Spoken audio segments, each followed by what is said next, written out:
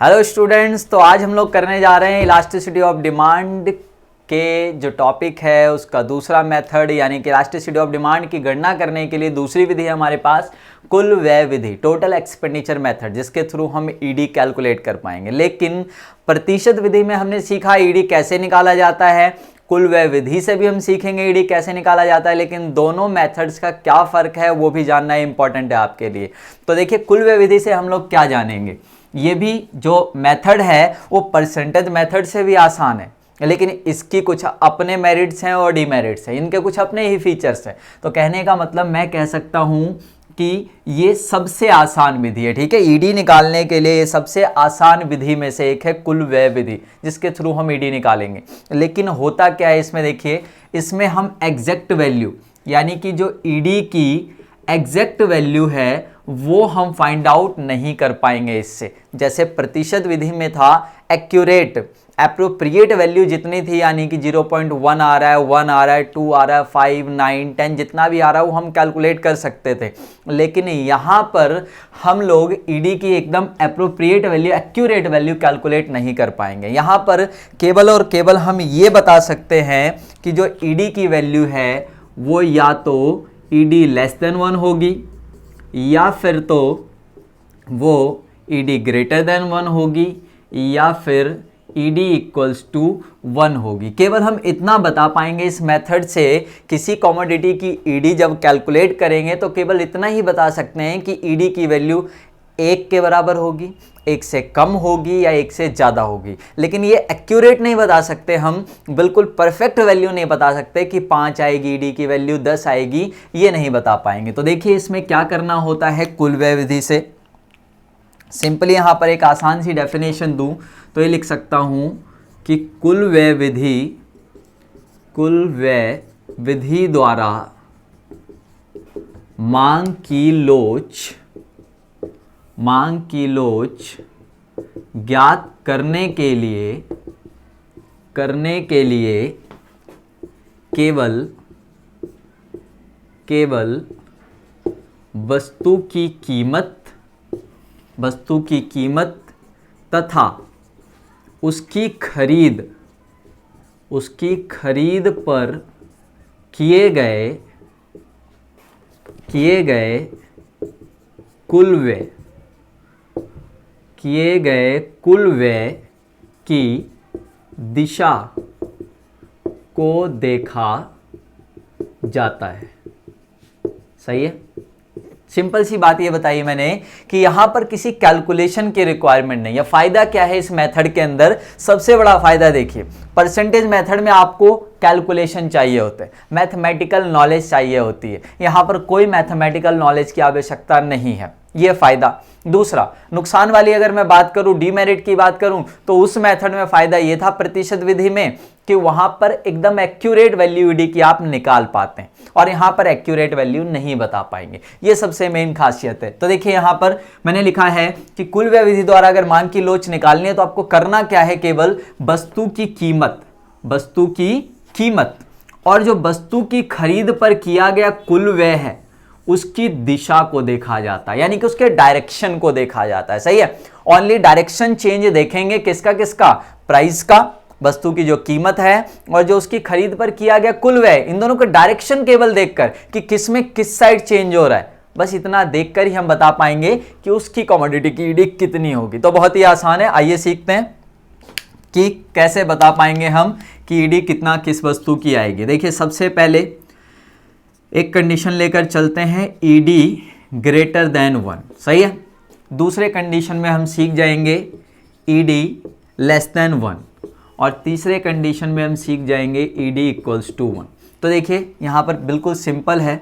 Price मानकर चलता हूँ, पहले जो वस्तु की कीमत थी वो 5 रुपये थी, और क्वांटिटी दिया था कि जब 5 रुपये कीमत थी तो 10 क्वांटिटी खरीदा जाता था। तो आप समझ सकते हो कुल व्यय कितना करता था कस्टमर। सर, कुल व्यय कैसे पता करते हैं, प्राइस इंटू क्वांटिटी। सिंपल है, एक वस्तु की कीमत 5 रुपये थी और वो 10 इकाइयां खरीदता था, तो कुल व्यय कितना करता था 50 रुपये। सिंपल। अब मान लीजिए प्राइस बढ़कर हो गया 6 रुपये, लॉ ऑफ डिमांड फॉलो करना पड़ेगा, वही प्राइस बढ़ाए तो क्वांटिटी सर कम होगी। सही है। अब देखिए प्राइस बढ़कर 6 रुपये हो गया, क्वांटिटी घटकर हो गई 8 यूनिट। ये कर सकते हैं हम, ये बिल्कुल लॉ ऑफ डिमांड फॉलो किया मैंने। प्राइस बढ़ाया तो क्वांटिटी कम कर दी। अब देखिए वो कितना खर्च कर रहा है, 48 रुपए। देख रहे हैं हुआ क्या। अब मुझे देखना है प्राइस का जो डायरेक्शन है, प्राइस क्या हुई सर, बढ़ गई है प्राइस बढ़ गई। कुल व्यय को अगर मैं देखूं तो जो कुल व्यय है वो घट गया, प्राइस बढ़ा कुल व्यय घट गया, यानी कि दोनों का डायरेक्शन अपोजिट है। परसेंटेज चेंज और टोटल एक्सपेंडिचर में चेंज, दोनों का डायरेक्शन अपोजिट है। तो आप बता दीजिएगा हमेशा कि वहां पर जो मांग की लोच है वो कितनी होगी सर, उस वस्तु की इकाई से अधिक होगी। बिल्कुल फिक्स है, यानी कि उसकी मांग की लोच एक से ज्यादा ही आएगी जब भी कैलकुलेट किया जाएगा। समझ आ गया। तो ये एकदम आसान है। कब कहेंगे सर ईडी ग्रेटर देन 1 कब होगा, जब वस्तु की कीमत में परिवर्तन की दिशा और उस पर खर्च किए गए कुल व्यय की दिशा विपरीत होती है। Opposite direction change of the price change of a commodity and total expenditure change, दोनों डायरेक्शन से अपोजिट होगा, इनवर्स होगा, तो सर उस वस्तु की मांग की लोच इकाई से अधिक होगी। जस्ट इसका अपोजिट भी आप लोग कर लीजिएगा, इसके अपोजिट सिचुएशन भी वही है। क्या करना होगा सर, पहले कीमत लीजिएगा 6 रुपए, तो उसकी क्वांटिटी कितनी थी 8, फिर कीमत घटाकर कर दीजिएगा 5 रुपए, तो उसकी क्वांटिटी कितनी हो जाएगी 10। तो यहां से आ जाएगा पहले 48 खर्च करता था, फिर अब 50 करता है। तो यहां दिखाएंगे क्या, कीमत घटी और कुल व्यय बढ़ गया, तो डायरेक्शन अपोजिट चेंज है सर, ईडी ग्रेटर देन 1 आ जाएगा इस केस में भी। दूसरा एग्जाम्पल यहां देखिए, प्राइस मान लीजिए पहले था वही 5 रुपए, क्वांटिटी खरीदता था जो कस्टमर था वो 10, तो कुल व्यय खर्च करता था वो, जो कुल व्यय करता था प्राइस इंटू क्वांटिटी, वो कितना करता था सर 50 रुपए। देखिए प्राइस वही, मैं सेम एग्जांपल ले रहा हूं, प्राइस बढ़कर हो गया 6 रुपए। लॉ ऑफ डिमांड फॉलो करना है मुझे, प्राइस बढ़ाया तो क्वांटिटी कम करना पड़ेगा। क्वांटिटी मान लीजिए मैंने 9 कर दिया, ठीक है, क्वांटिटी कम हो गई। अब देखिए कितना खर्च कर रहा है 54 रुपीज। अब देखिए प्राइस बढ़ा और जो कुल व्यय है वो भी बढ़ गया, प्राइस बढ़ा और कुल व्यय भी बढ़ गया, यानी कि दोनों का डायरेक्शन चेंज अगर सेम हो तो कह दीजिएगा सर उस वस्तु की मांग की लोच हमेशा इकाई से कम होगी। सही है, यानी कि जो इलास्टिसिटी ऑफ डिमांड है वो लेस देन 1 होगा। कब, जब प्राइस का चेंज और टोटल एक्सपेंडिचर का चेंज डायरेक्शन जो है वो सेम होगा। सर प्राइस बढ़ा कुल व्यय भी बढ़ गया, प्राइस घटे कुल व्यय भी घट जाए, तो समझ जाइए उस वस्तु की मांग की लोच हमेशा लेस देन 1 ही आएगी। तो इसका अपोजिट वाला काम आप लोग कर लीजिएगा। सर कैसे, पहले 6 रुपए फिर 5 रुपए, पहले 9 क्वांटिटी फिर 10 क्वांटिटी, तो 54 पहले 50, फिर इससे क्या होगा, प्राइस घटता हुआ दिखाओगे और कुल व्यय भी घटेगा, तब भी ईडी लेस देन 1 ही आना है। अब तो आप समझ गए होंगे, जब ये दो कंडीशन ऐसी पढ़ी है हमने, तो इक्वल्स टू 1 कब आता होगा सर, इक्वल्स टू 1 आने के लिए जो सिचुएशन है वो सिंपल देखिए क्या है। पहले 5 रुपए प्राइस था, उस पे यूनिट्स कितने खरीदे जाते थे 10, कुल व्यय, तो इस हिसाब से जो कुल व्यय था कस्टमर का वो कितना था सर 50 रुपए। अब ध्यान से देखिए, जो यहाँ पर एग्जाम्पल है, मुझे उस सिचुएशन को लाने के लिए जो डाटा है वो मैं उसी अकॉर्डिंग करने वाला हूँ। जरा देखिए प्राइस बढ़कर हो गया 10 रुपए कितना प्राइस हो गया सर 10 रुपए। सर प्राइस बढ़ी है तो क्वांटिटी कम करना पड़ेगा, क्वांटिटी हो गई 5 यूनिट, कितनी क्वांटिटी खरीदता 5 यूनिट, तो सर ये हो गया 50। अब ध्यान से देखिए कीमत जो है वो बढ़ गई है, लेकिन जो आपका टोटल एक्सपेंडिचर है ना ही बढ़ा और ना ही घटा, वो वहीं का वहीं रह गया। तो समझ जाइएगा कि ऐसी वस्तुओं की मांग की लोच हमेशा एक होती है, इकाई के बराबर होती है। सर कब, जब वस्तु की कीमत में प्रतिशत परिवर्तन, मेरा मतलब है जब वस्तु कीमत बढ़ने या घटने पर भी कुल व्यय समान रहता है, तो समझ जाइए ईडी इक्वल्स टू 1 होगा। कहने का मतलब इसका अपोजिट एग्जाम्पल भी आप बनाकर देख लीजिएगा। पहले 10 कीमत थी, अब कितनी हो गई 5, क्वांटिटी पहले 5 थी अब हो गई 10, कुल व्यय वही आएगा 50-50, यानी कि कीमत के बढ़ने या घटने पर भी कुल व्यय जब समान रहता है उस वस्तु की मांग की लोच इकाई के बराबर होती है। समझ आ गया। ये था आपका टोटल एक्सपेंडिचर मेथड।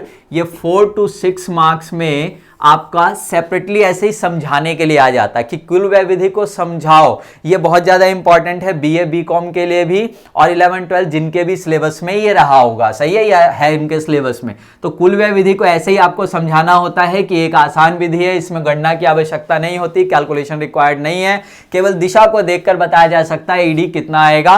और ये रहा उसका एग्जाम्पल के साथ, ऐसे ही बताना आपको सेम जैसे मैंने बताया है। इसका और वाला एग्जाम्पल भी लेकर इसी को आपको समझा देना है। 4 से 6 नंबर में कंप्लीट, और 3 नंबर में न्यूमेरिकल आएगा तो ऐसे एक न्यूमेरिकल दिया रहेगा, उसको ऐसे करके आपको सॉल्व करना और ईडी बता देना है, कोई फॉर्मूला नहीं लगाना। यहां पर समझ आ गया? तो बहुत ही आसान और एकदम जिसे कहते हैं मार्क्स लेने वाला मेथड है और आसानी से समझ आ गया होगा। और इससे पहले की वीडियोस भी लिंक में प्रोवाइडेड हैं, सारी वीडियोस को देखें, ध्यान से समझें। कोई डाउट हो तो आप पूछ लीजिएगा।